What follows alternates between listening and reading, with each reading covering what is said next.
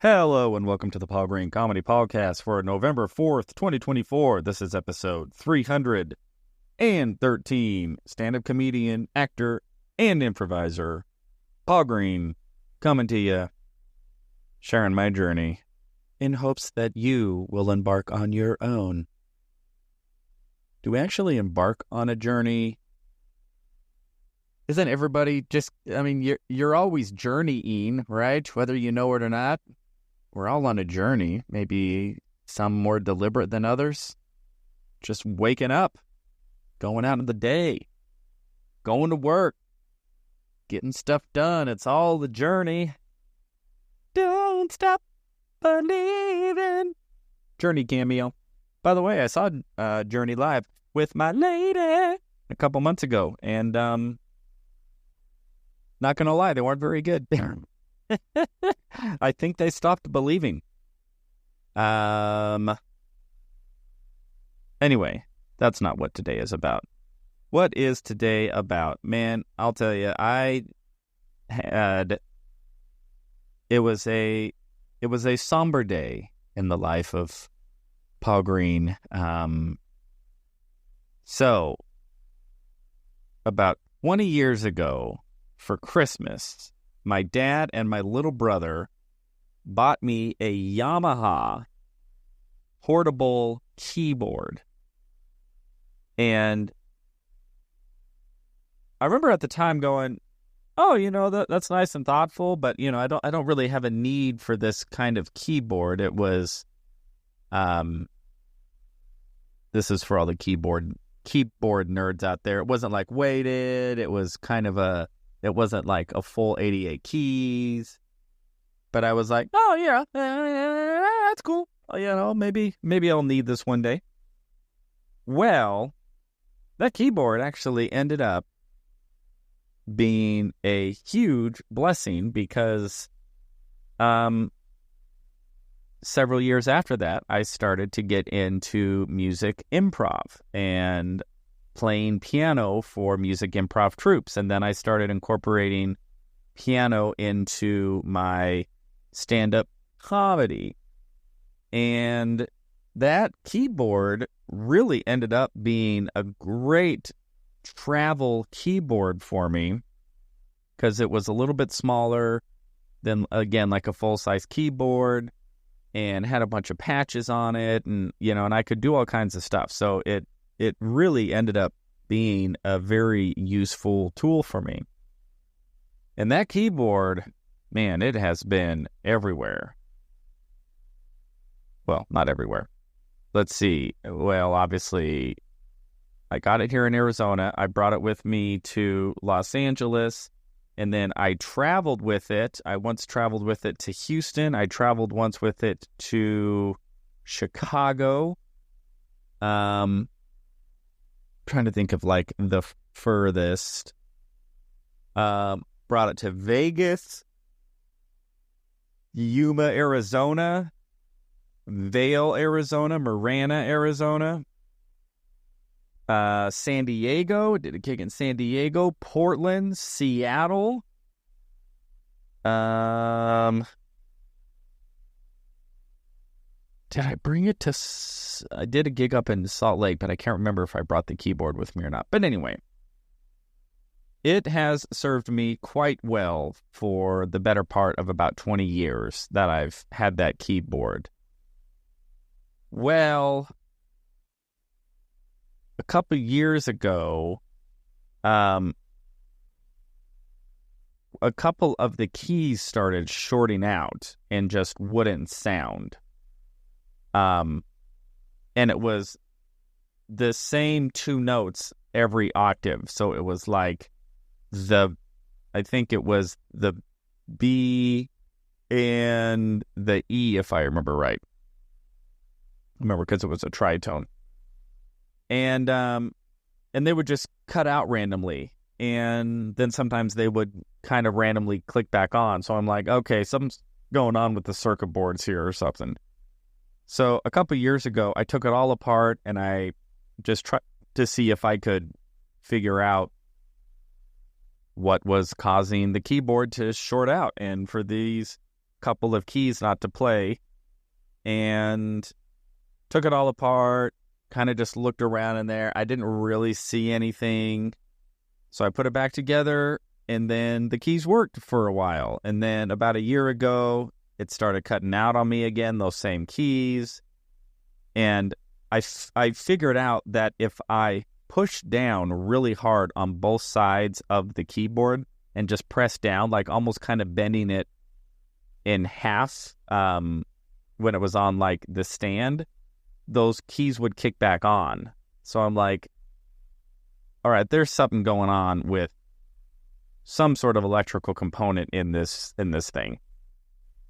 And so last night, I'm like, all right, I'm going to take this thing apart again, take a look again, and see if I can find something. Just very clearly see like a wire is exposed or loose or something, you know? So I take this thing apart, and it's a very long process. There's probably 100 screws. That's an exaggeration. Just to get like the cover off, there's like 25 screws, and then you can get inside the thing, and then to take like the keyboard part of it off, there's like another 20, and then underneath the keys are the circuit board, and the circuit board has, you know, another 40. I mean, there's just so many screws, right? So I'm getting into this thing and looking around, don't really see anything. So I start putting it back together, and I test it before I put it all back together, and all of the keys were working again. So I'm like, sweet, it's fixed. So then I put the whole thing back together again. It took me like an hour just to like get all these screws back. And then when I tested again, 2 different notes wouldn't play. This time it was E flat and A. And I'm like, what the heck? I fixed one interval. I fixed the E and the B, but now the C flat and the A all the way up, like every E flat and A on the keyboard weren't working. And I'm going, oh gosh, what happened now? And I tried my little bendy trick, and it just nothing would work. And now it's like getting super, super late.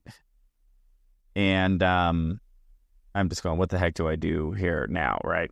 So I ended up getting a little bit of my OCD compulsive behavior going. And I'm like, well, I want to figure this thing out. I'm probably not going to be able to sleep till I do. So I took it all apart again. Now it's like 3, 4 in the morning. I take this whole thing apart, and I am messing with the clips and the wiring, just jiggling everything. I did a lot of jiggling, you know, removing like the electric plugs from the circuit board, plugging them back in, trying to see if there was any clear debris or just, you know, like what the heck happened? It was working, and then something else went wrong. Anyway, I ended up staying up super, super late. Couldn't really figure out, couldn't get it working again. So I finally go to bed. Today, I wake up, I start Googling what happens when your keyboard is broken, you know, and I find this guy who like has a Yamaha keyboard, but his problem is none of the keys were working. There was no sound at all. And he does this intense troubleshooting thing where he pulls out all the circuit boards, and he's running, you know, a circuit meter on all the circuit boards, and he identifies this capacitor, and then he solders on a new capacitor. I'm like, this guy is way beyond me. But it got me to thinking that, well, maybe there is a short on one of these circuits. So I end up taking off all the circuit boards. I unplug everything. I am looking at those circuit boards up and down, just trying to find any sort of indication that, you know, just looking for some corrosion or whatever. And I found that there was like some sort of debris on one of the circuit boards. So I'm like, hey, maybe that's it. So I went to Walmart. I bought some rubbing alcohol and some Q-tips and some latex gloves. It's like, I'm going to clean this circuit board, man. So go back. I clean it all up. I get the keys back to the point to where I can test if they're working or not, and still not working. So then I examine the actual circuit board that is actually underneath the keys, right? So there's a long circuit board that, two of them actually, that run the length of the entire keyboard, that all of the keys rest on top. And I examined that circuit board and looked closer and closer, and that's when I discovered that one of the pieces had a huge crack in it. Now, a huge crack on a circuit board is actually relatively small. It's kind of hard to notice, but I could see very clearly that this circuit board had been chipped and cracked. And then I got to thinking, I'm like, oh my gosh, when I put it together last night, I must have, cinched a screw too tight or did something that shorted out those second keys. And at that point, I just went, I think I'm going to need to retire my old Yamaha keyboard. And not going to lie, it was a little sad. I get a little sentimental about these types of things. And especially something that was just working and now it's broken. And, I know this keyboard up and down. We've been through a lot together, and but now I'm like, man, this thing's 20 years old. The circuit board is cracked. I would have to go find, like a Yamaha replacement parts thing and order a replacement circuit board, and who knows how expensive that is and how long it's going to take, and who knows how long this keyboard is even going to last. So I made the very hard executive decision that my old Yamaha, good old reliable, honestly, it wasn't that reliable. I mean, it shorted out on me a lot, and there were a couple times when it would actually just shut down because I think it maybe got a little overheated and it would just shut off like right in the middle of a show. But it served me well. And so I retired the good old Yamaha and then went down to Guitar Center and got myself a brand new Casio. So I switched brands. I really wanted to stick with Yamaha. I love the Yamaha brand, but none of the keyboards at Guitar Center were either in the right price range for what I wanted to spend or just the right fit. And I found this Casio that was a full 88 keys. It had weighted keys. It had all of the instruments and patches and pre-recorded drum beats, which I loved about the Yamaha. So I made a new purchase. So I am now a Casio man with a brand new Casio keyboard, which I've already had a chance to play with a little bit. And after getting my Casio, I made my way over to my good old friend, my comedy partner, the one and only Josh Novi, my co-host for the Midlife Crisis comedy show, because we have been talking about getting into podcasting again, or video casting technically, because we haven't done it in a while. And if this is your first time listening to the podcast, about 5-6 months ago, my comedian friend Josh Novi, who's actually been a guest on my show, if you go back to maybe February, you can see my interview with him. But that sparked some inspiration in Josh that he and I should podcast together. And he called me up and said, "Hey, Paul, we need to do the Midlife Crisis podcast. Come over to my house. We're doing it." And I was like, all right. So I just went over to his house. I didn't know what the heck we were doing or what his vision was. And what he wanted to do was do a podcast where we just talk about life and being midlife and whatever comes up. But then I have my keyboard on the podcast, and then we spontaneously break out into an improvised song about whatever it is we're talking about. And it ended up just being so much fun. And from that, we ended up doing a live show at JP's Comedy Club in Gilbert, which was one of the most fun shows I had ever done. And it has just started this whole thing. It's a whole thing now, the Midlife Crisis Comedy Show. But Josh and I have not actually gone back and done just a regular recorded podcast for months. We've just been too busy.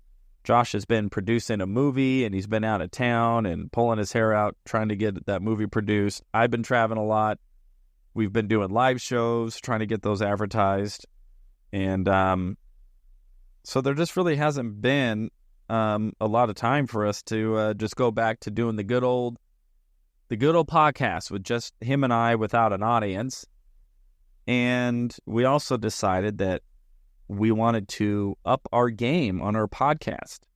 When we were doing it before, we just had like one camera and we were just sort of pointing it in our general direction. And then, we didn't really do any editing. We just sort of put the episode on as is, kind of similar to this podcast. So anyway, I went over to his house. We got some more lighting, and we got some tripods to set up multiple cameras. So we're going to have like multiple camera angles. I brought over my keyboard so we could just make sure that we knew how to make that work and how to get that, recorded and all of that stuff. But we are going to be filming our podcast episode tomorrow. Tonight was more of just like preparatory. So really excited to be back doing a podcast. And then this Wednesday, we have the Midlife Crisis Comedy Show live at the Desert Ridge Improv up in North Phoenix. And very excited. We have been advertising like crazy on that show. And the ticket sales are decent. Hopefully we'll see an influx here before the show Wednesday night, but very much looking forward to that show and doing the podcast. And with that, let's talk a little bit about mind magic, or the magic mind. And the chapter today is entitled Clarify What It Is You Really Want. Oh man, I'll tell you, that seems like such a basic question, but I think it's probably one of the hardest things to answer, for me at least. I can't speak for you. And I mean, just think about how many times when you've asked somebody, hey, what do you want to do? Where do you want to go? What do you want to eat? And the answer is, I don't know. What do you want to do? I don't know. And it makes me wonder how much of one individual's lack of perhaps accomplishing something that maybe they really wanted, or perhaps, succeeding in some sort of grand way. I don't like how I'm wording this at all. How can I word this differently? I wonder how much of this hesitancy to just express what it is that we really want, for whatever reason, is actually what hinders so many people from getting anything. I think it's the Cheshire Cat asked Alice in Alice in Wonderland, when she's confronted with, some diverging paths. She asked the cat, well, which way should I go? And then he says, well, where are you trying to get? And she goes, well, I don't know. And he goes, well, then it doesn't matter what path you take. That's a paraphrase, but it's something like that, right? So being able to clarify what it is we really want, what it is that I really want. And I think there's a trap here. And the trap here is to maybe think maybe superficially. somebody might say, oh, well, I want to be married. Oh, is that it? You just want to be married? Does it matter to who? Does it matter if you have a happy relationship? Does it matter if you get treated well? Does it matter if, you know what I mean? It's like, oh, you just want marriage? Or, oh, I want $1 million. Oh, you just want $1 million. And that's it? And what are you doing with that $1 million? Who are you sharing that $1 million with? How did you get that $1 million?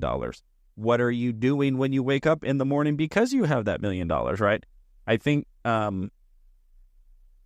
I think the maybe the tendency is to just be a little loose with what that really looks like and feels like. And what I am learning when it comes to really trying to figure out what it is that I want and what it is that I'm going for, when I talk about going for my dreams, it's like I try to really focus on now I try to focus on more of what do I feel like? Like, what's the feeling in my body?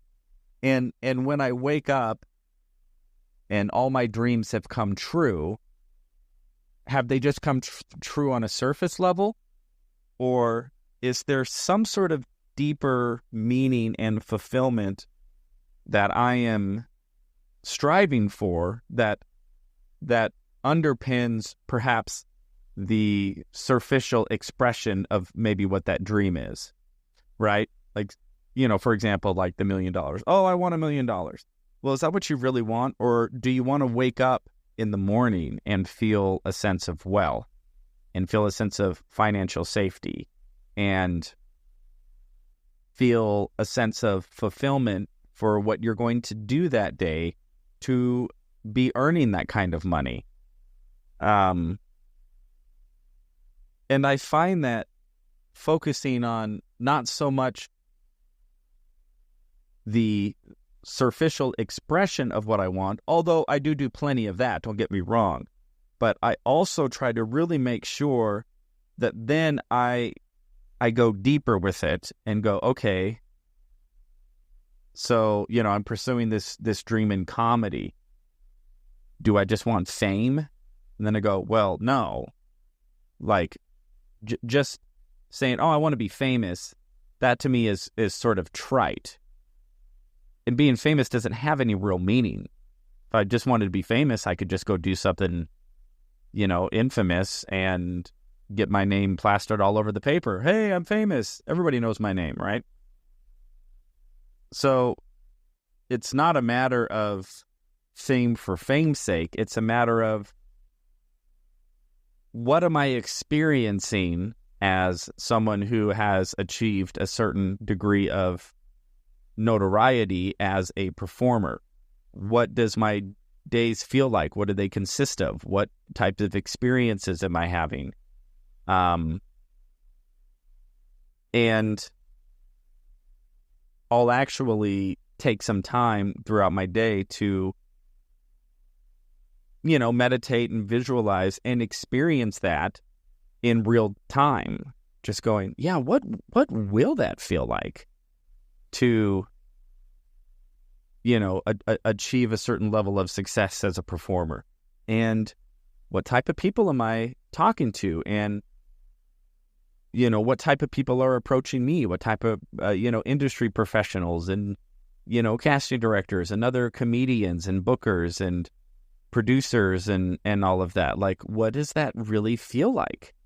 And what does it feel like to, show up to a venue, to a sold-out crowd who all paid tickets to see me perform?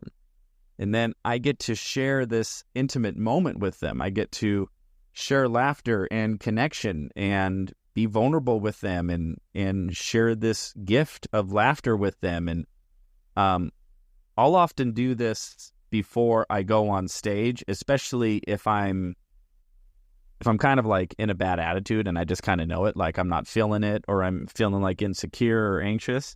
I'll do this exercise where I'll picture in my mind somebody in the audience who's just having a crappy day or just had like a crappy experience. You know, they're going through a divorce, or, you know, they got a diagnosis, or they lost a job, right? And they're like, man, this really sucks. I need to go see some comedy tonight. I just need to laugh. And I'll picture that person, and I'll picture me making them laugh and just making their day just a little better, just making the heaviness of whatever it is that they're going through just seem a little less daunting. And